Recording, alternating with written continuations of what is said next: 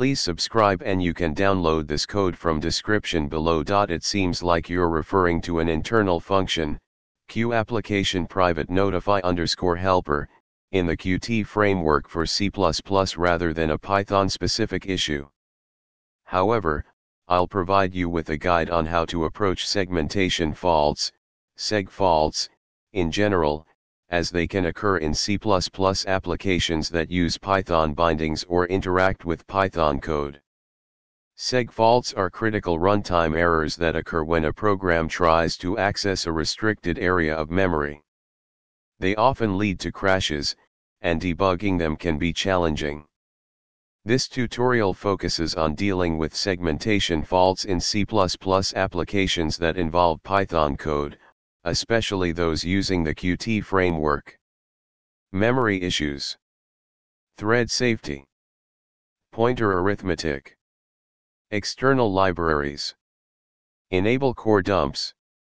Make sure your system is set up to generate core dumps when a segmentation fault occurs. This allows you to analyze the state of the program at the time of the crash. Reproduce the issue. Try to reproduce the segmentation fault consistently.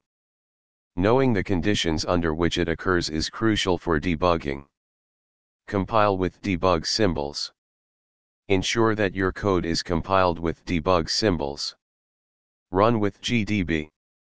Start your application with GDB. Analyze the core dump. If a core dump is generated, load it into GDB. Backtrace. Examine the backtrace to identify the source of the segmentation fault. Qt-specific checks. Check signal slot connections. This simple example intentionally causes a segmentation fault by dereferencing a null pointer.